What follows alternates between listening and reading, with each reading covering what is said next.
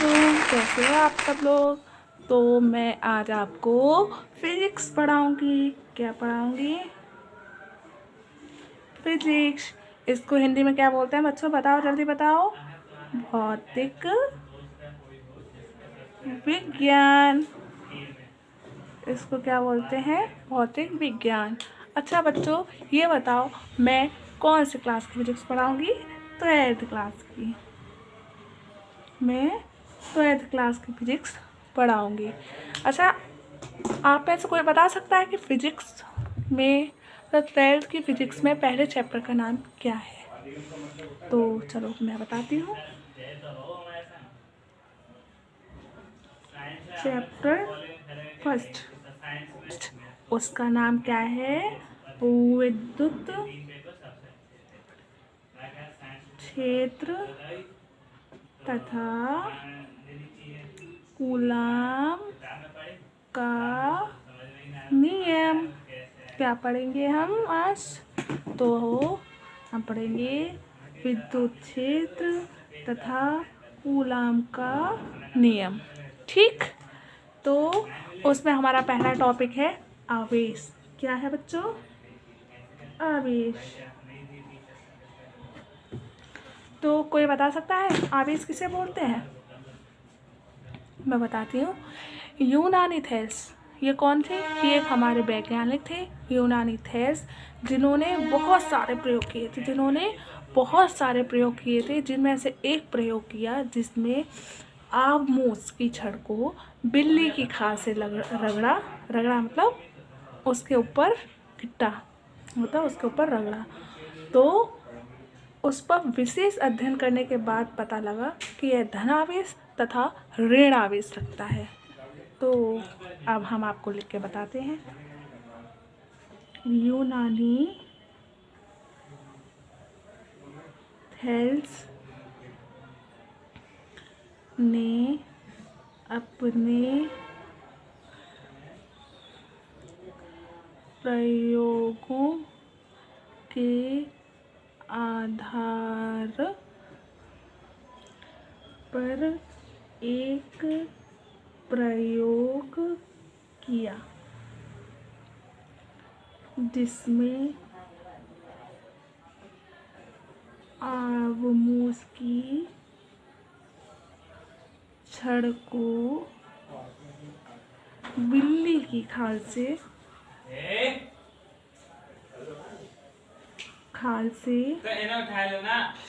हम नहीं करेंगे।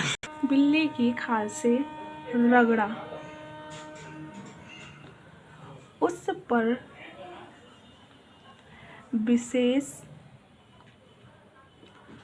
अध्ययन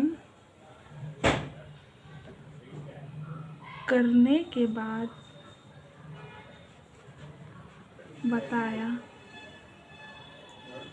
यह धनावेश तथा ऋण आवेश रखता है। ठीक है, तो ये हमारा हो गया आवेश। तो अब आप लोग बता सकते हैं कि धनावेश और ऋणावेश होता क्या है? अब आप बता सकते हैं कि धनावेश तथा ऋणावेश होता क्या है? बता सकता है कोई भी? मैं बताती हूँ। वे तत्व जिन पर इलेक्ट्रॉन की कमी होती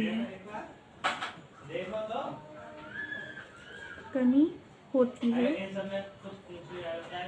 उसे धनावेश कहते हैं। धनावेश कहते हैं वह तत्व जिन पर इलेक्ट्रॉन की कमी होती है उसे धनावेश कहते हैं। समझ में आया बच्चों? अब हम आपको बताएंगे ऋणावेश।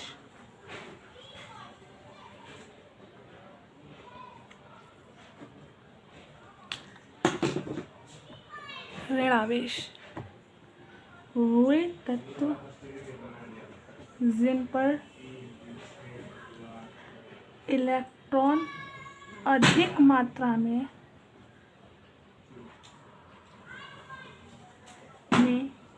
पाए जाते हैं उन्हें ऋण आवेश कहते हैं।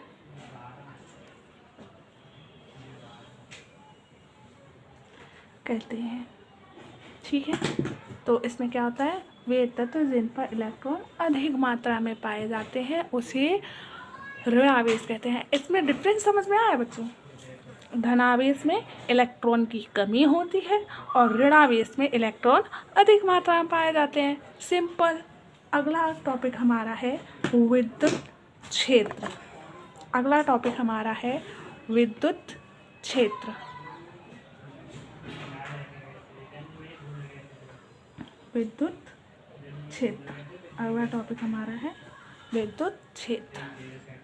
तो पता है एक बात और आप लोग सीख लो, अगर हम लोग जिस टॉपिक में फिगर बना देंगे तो वो टॉपिक हमारा ज़्यादा आकर्षित होगा टीचर की नज़र में। तो हम आपको एक फिगर बना के दिखाते हैं। आवेशों का वह समूह, ये धनावेश है, इसका एक यह समूह है बच्चों।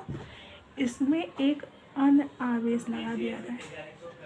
अन्य आवेश कौन सा लगा दिया हमने? माइनस का आवेश लगा दिया, तथा यह आवेश माइनस वाला आवेश बल का अनुभव करे।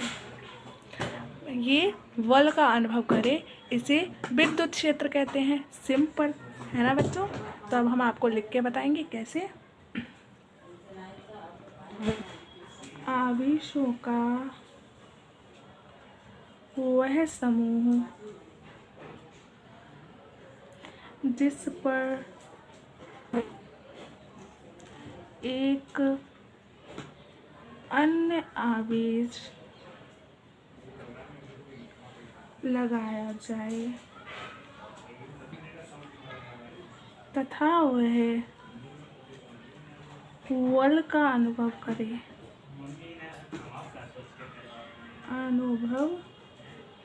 करे उसे विद्युत क्षेत्र कहते हैं। उसे विद्युत क्षेत्र कहते हैं। सिंपल। हमने आपको पहले ही बताया था, आवेशों का वह समूह जिस पर एक अन्य आवेश लाया जाता है तथा वह बल का अनुभव करता है उसे विद्युत क्षेत्र कहते हैं। सिंपल। समझ में आया बच्चों? चलो अब हम बढ़ते हैं अगले टॉपिक की ओर। तो हमारा अगला टॉपिक है विद्युत क्षेत्र की तीव्रता। विद्युत क्षेत्र की तीव्रता।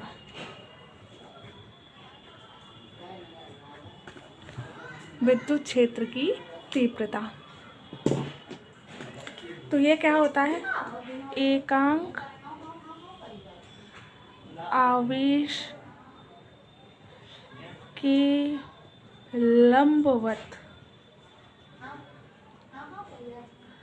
लगने वाला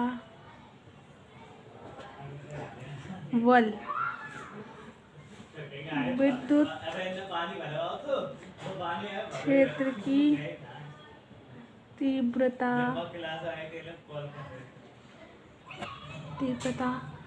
कहलाता है। विद्युत क्षेत्र की तीव्रता कहलाता है। समझ में आया बच्चों?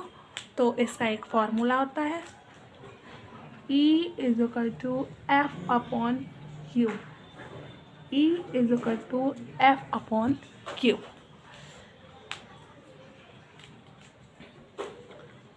इसकी विमा ml3A-1 होती है। इसकी विमा ml3A-1 होती है।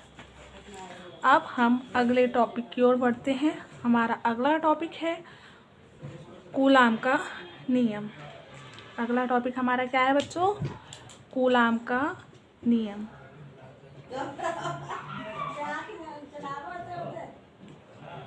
कूलाम का नियम, कूलाम का नियम। अगला टॉपिक हमारा है कूलाम का नियम। अब हम आपको समझाएंगे एक फिगर के थ्रू। तो हमारा फिगर, ये हमारे दो विपरीत आवेश हैं Q1 Q2।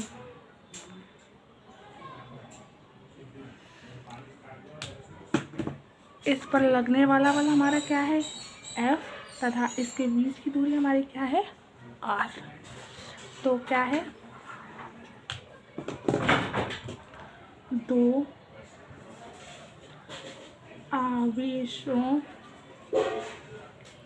के मध्य लगने वाला प्रतिकर्षण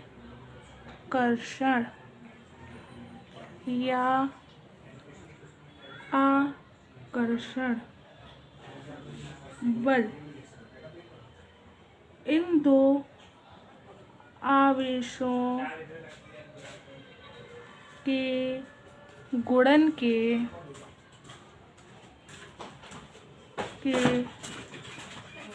समानुपाती होता है। तो ये लिख गया। अब समझो, दो आवेशों के मध्य लगने वाला प्रतिकर्षण या आकर्षण बल। दो आवेश है, इनके बीच में बल लग रहा है। इन दो आवेशों के गुणन के समानुपाती होता है। इनके बीच की दूरी बल के व्युत्क्रमानुपाती होती है। समझ में आया बच्चों? तो आगे देखो, आगे क्या है। माना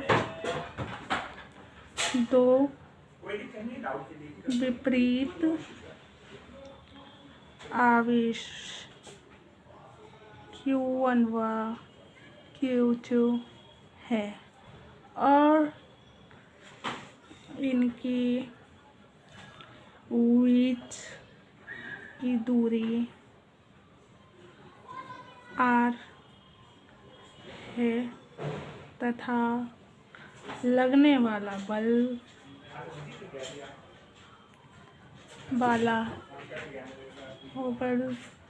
F है।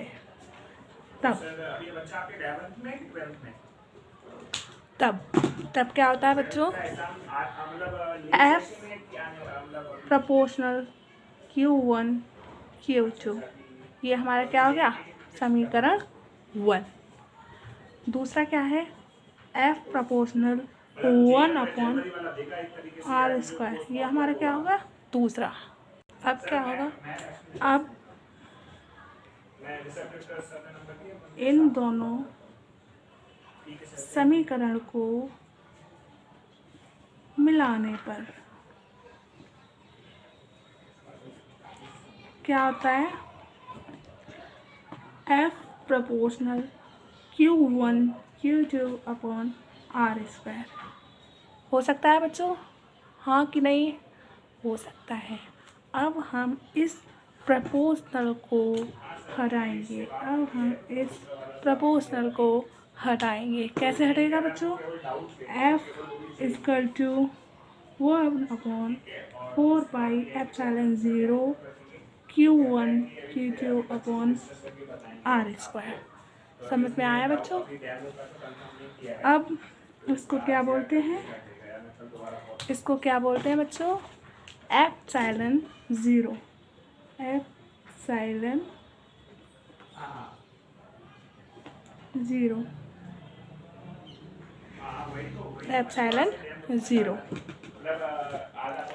इसकी एक वो होती है, इसको हम लिख सकते हैं, इसका ये हमारा मान होता है Q1 Q2/r²। इसकी हमारा ये मान होता है 1/4πε0 का K का हमारा ये मान होता है। तो इसी तरह हमारा इसका भी फॉर्मूला तैयार होता है, या हमारा कूलाम का नियम पूरा हो जाता है। सिंपल। समझ में आया बच्चों? अगर नहीं समझ में आया तो हमें कमेंट करके बताइएगा, हम आपको आगे दूसरी ट्रिक से बताएंगे। और चलो बढ़ते हैं हम अपनी दूसरे टॉपिक की ओर। हमारा अगला टॉपिक है विद्युत वल रेखाएं। विद्युत वल रेखाएं, तो इसमें भी हम पहले क्या करेंगे, फिगर बनाएंगे। इसमें भी हम पहले फिगर बनाएंगे। इसमें भी हम पहले फिगर बनाएंगे। तो ये हमारा प्लस है, dot dot dot dot dot dot, ये हमारा माइनस है।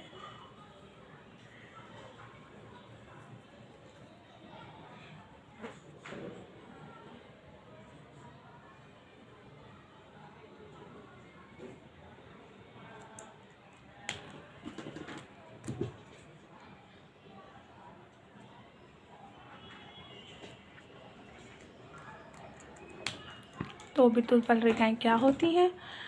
एक काल्पनिक पृष्ठ, ये हमारा एक काल्पनिक पृष्ठ है जिस पर रेखाएं धन आवेश, ये हमारा कौन सा है, धन आवेश, जिस पर रेखाएं धन आवेश से ऋण आवेश की ओर जाती हैं तथा एक दूसरे को कभी नहीं काटती हैं तथा एक बल का अनुभव करते हैं, उन्हें क्या कहते हैं, विद्युत बल रेखाएं कहते हैं। तो चलो लिख के देख लेते हैं क्या है।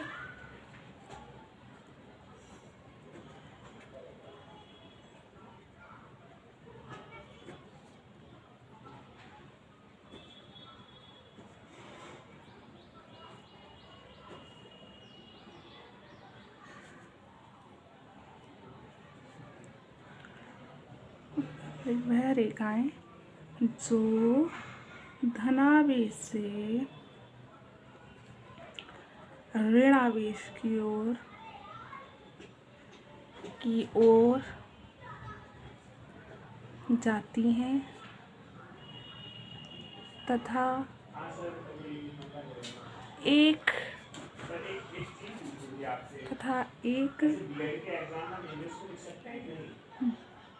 बल का अनुभव करती है और एक दूसरे को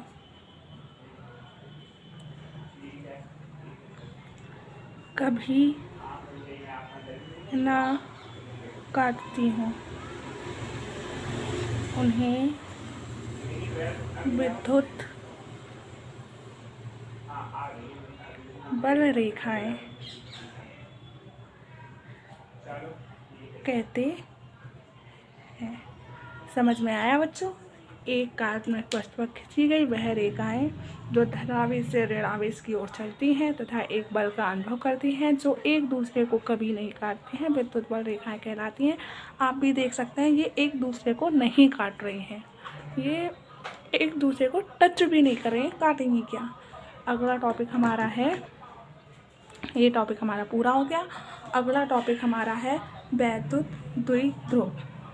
अगला टॉपिक हमारा है वैद्युत द्विध्रुव। वैद्युत द्विध्रुव,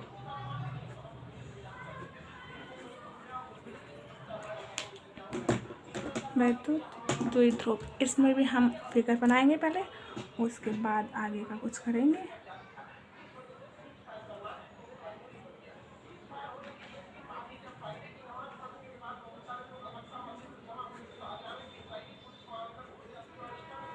तो ये हमारा फिगर बन गया है।